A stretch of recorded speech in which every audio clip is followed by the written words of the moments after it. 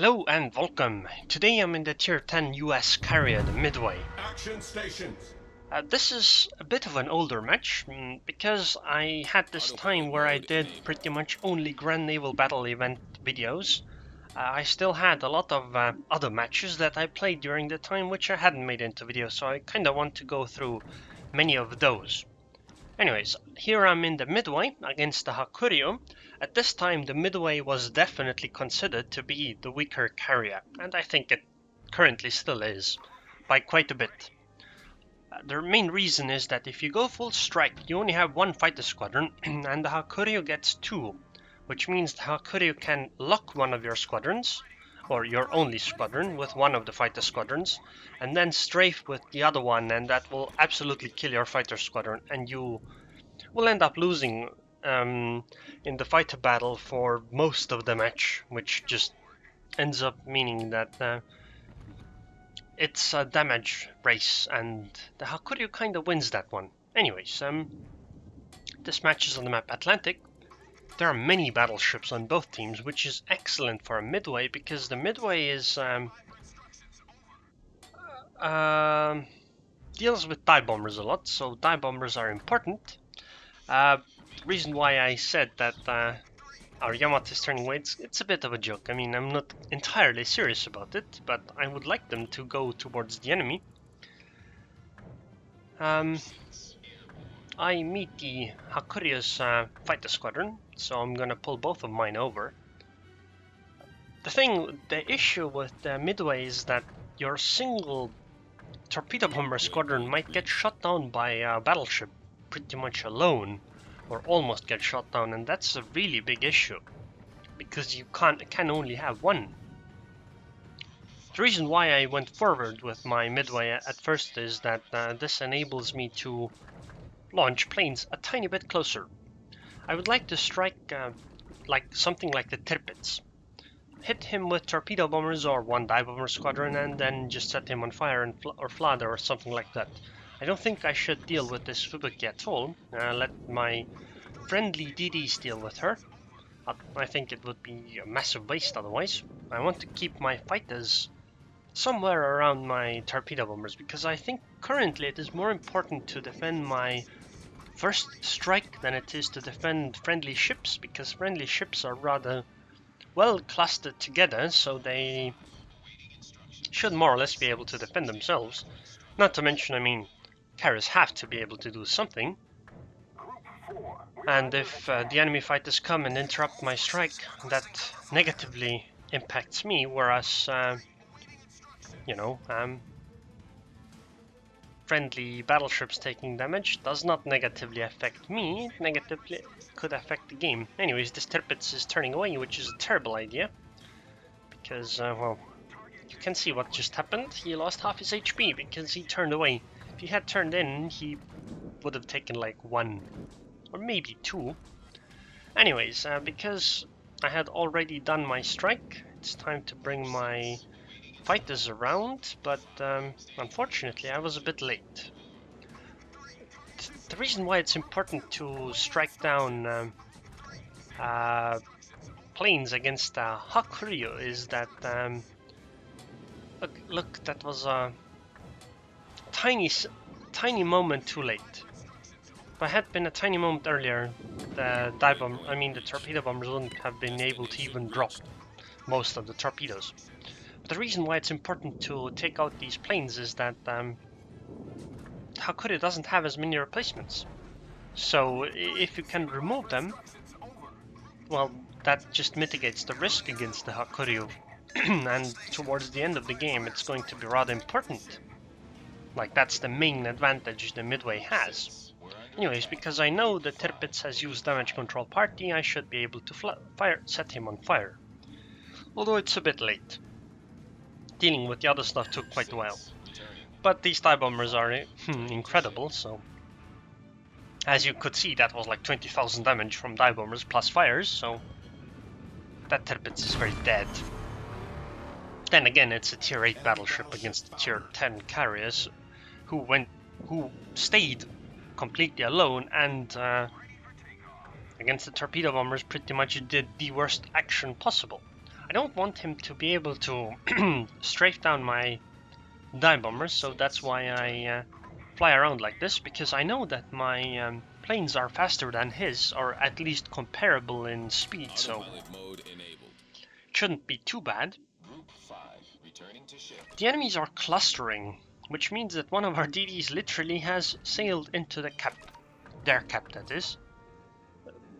I don't know, all of them went towards the southeastern or eastern side of the map, I guess. Sorry, western side of the map. It's kind of bad for me because it's difficult to strike, but it's good because, well, our DDs are pretty much capping them. If the enemies don't come back, then we win the game. And if they do go back, then, well, that means they will not be in a group anymore. So it'll be more difficult for them to be able to, well, fight us off. Or defend against planes as well. What the hell are those fighters doing? I don't know. I guess he doesn't like his fighters anymore. Oh, I see. He wants to take out some of the planes before he does his strike. Unfortunately, my fighters weren't up for the time. It's okay though. They should be able to deal with some of this. I mean, the ships themselves. But the unfortunate thing that I don't like in World of Warships is that if the enemy team decided to not come back to their cap to defend, then we would have won the game, but we wouldn't have got rewarded for it, because you get rewarded for things like, well, for dealing damage and stuff like that. Anyways, I want to strike this Chapayev, and I'm going to, even though he's using defensive fire. I don't think I'm gonna do much damage, but it's a cruiser, so even just one torpedo hit is going to be a big deal for him. Unfortunately, no flooding, so I guess I can't follow up with my dive bombers, or the one squadron I have up right now. I will be able to try to defend my friendly ships a bit with my fighters, although I don't think it'll work out too well. This is a bit annoying. Would have been a tiny bit better if I had stayed back a bit, but that's okay. I will try to keep up with my fleet, or at least move towards my fleet. I think that Chapayev has no chance of surviving for too long, because he can't go forward. He's going to die if he does. If he goes backwards even more, then he also dies. And if he stays in the same spot, I'm gonna come and kill him. Because he has already used his defensive fire, he doesn't have an opportunity to use another one. Because all the ships around him are battleships, which can have decent AA, but I mean, they are lower tier, so it's not the worst. If the bomb RNG is good, Chapayev might outright die here. Unfortunately that didn't happen, but that gave 2 fires, and I'm just gonna follow up with another squadron, so the Chapayev is most likely dead. I want to intercept these fighters, because I think they would want to defend the Chapayev. But because my planes are essentially as fast as his, and I will try to intercept, it was easy. And I could do it. Oh my god. I messed up with the drop. Okay, that was good. Goodbye, Chapayev. And I also got a gift of some enemy fighters. That's really good. Unfortunately, my fighters were out of ammo, so I couldn't quite take all of them out. By the way, we still haven't lost a single ship yet. Which is weird, because we had some DDs go very deep into the enemy cap zone, but we still haven't lost any. I think the next target should be that Iowa, because he's a straggler, and I should be able to deal with him. Kind of messed up with my fighters. I should have been better on the defensive. Unfortunately, I, well, screwed up. That's okay though. Look at this. Look at how many planes they're losing. And that's just a few ships next to one another. Oh my, look at this Iowa. Look, 4 planes shot down. 4 torpedo bombers. Okay, I guess I do take some damage from the really far away battleship, but Like, that Iowa shot essentially down at least 3 of the planes before I dropped. And I only have 1 torpedo bomber squadron. How am I supposed to strike? Like, it's really difficult to strike with a torpedo bomber squadron and dive bomber squadron at relatively the same time. But yeah, this Iowa anti-air, this is an Iowa. Like, Montana is even stronger in terms of anti-air. It's a crazy amount now.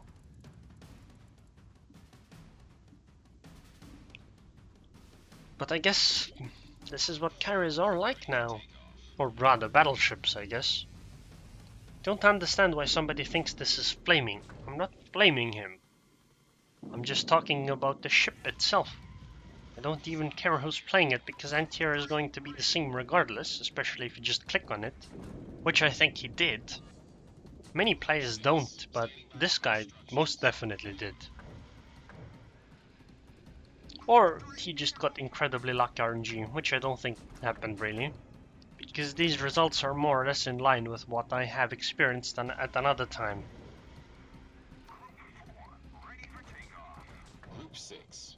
He somehow thinks I hit him for 50% or something, which I don't like. I don't see what he means by that.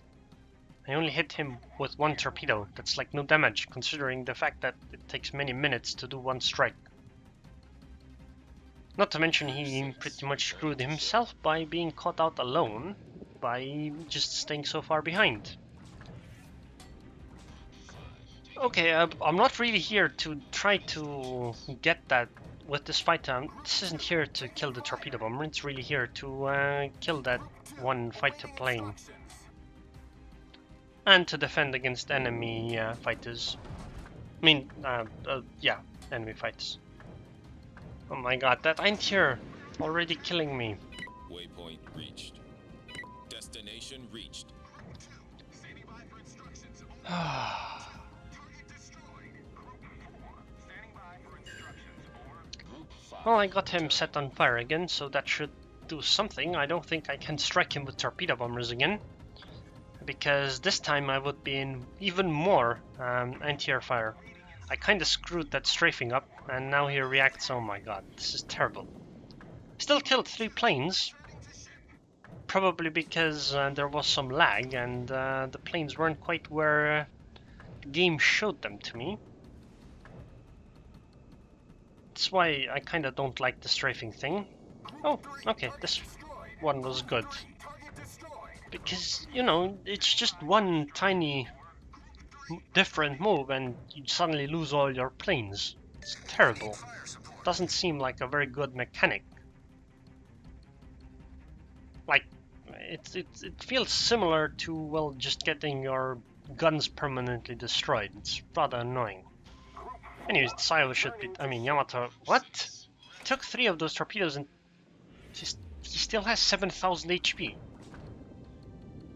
Yamatos have insane torpedo defense. By the way, we have only lost warships.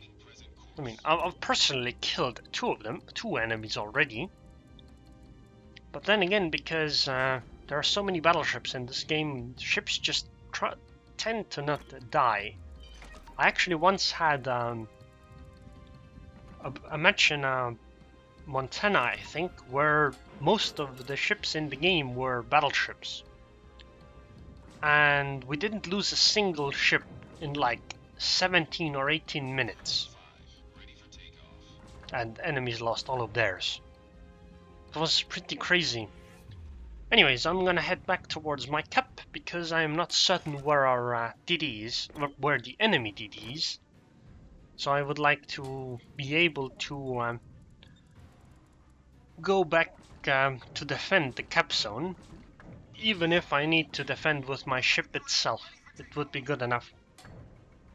And if not, then I'll have a easier time recycling my planes.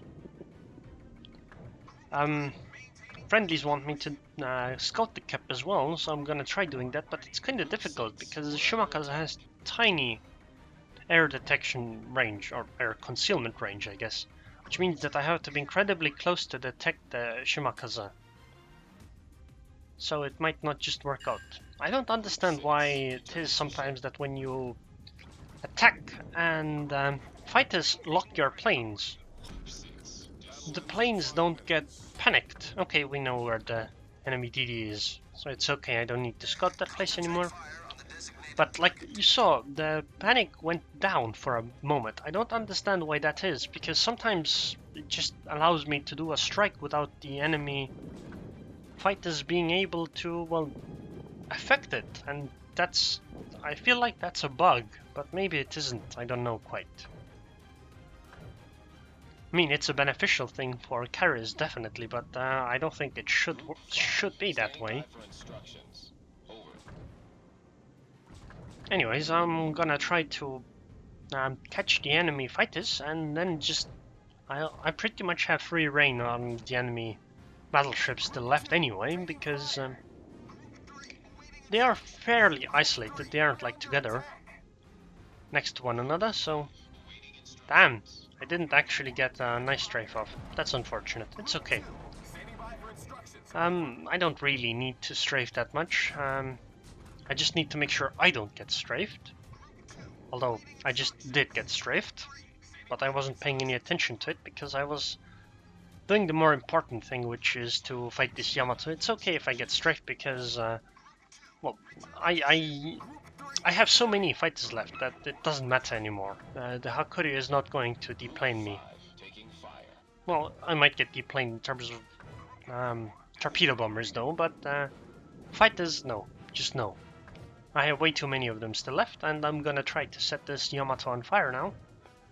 By the way, Yamatos actually have pretty good anti-air, especially before the recent change on the Montana. The long-range Yamato and Montana anti-air were actually very similar. They were almost the same strength, actually. And because, you know, the short-range anti-air is the least effective one, because, well, it's short-range. It was pretty good on the Yamato, but now the Montana got buffed, so it's even more ridiculous. Then again, a broken a ship that's taken a lot of damage, especially battleships, don't have that much anti-air power left anymore. I mean, they have a significant amount, but usually lots of their secondaries and anti-air guns, etc. die.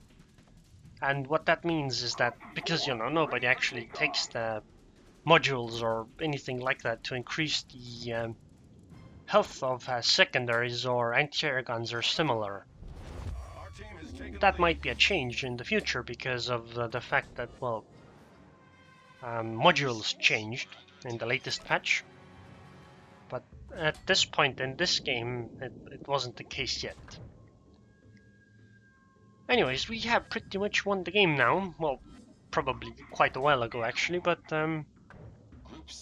we just need to finish them off. Right now it's just farming stats. I mean, it's farming stats, but it also gives more experience and credit, so it's beneficial for even if you don't care about your overall average stats, which I really don't. Otherwise, I wouldn't play such terrible ships. I would just play the ones I am pretty good at and try to do that as much as possible. I'm gonna keep that dive bomber squadron around to spot the Shimakaze and keep spotting her, because she is still full HP. Hasn't taken a single point of damage. I mean, oh wow. Unintended side effect where my dead dive bomber squadron killed the enemy fighter plane. The reason why it's okay for me to leave now is because I have more planes coming in, so the other planes will keep spotting the Shimakaze. I'd like to drop on her, but I don't think I can. Because the Shimakaze is simply too maneuverable for one squadron. But I'll still try. It makes the Shimakaze essentially sail in circles, so it's useful because it's a deterrence for the DD. Overall though, I think it's still complete BS that you can completely negate the torpedo destroyer with just having planes above her. I think the Shimakaze I thought the Shimakaze was gonna turn the other way, that's why I tried to drop that way, but I was way too close. I mean, I think they should make it maybe not easier to kill DDs, but they should make it so that carriers couldn't ruin that game of torpedo destroyers completely. Damn, that dive bomber drop seemed really on point, but unfortunately the game ended before. Like maybe maybe give DDs ramping anti-air.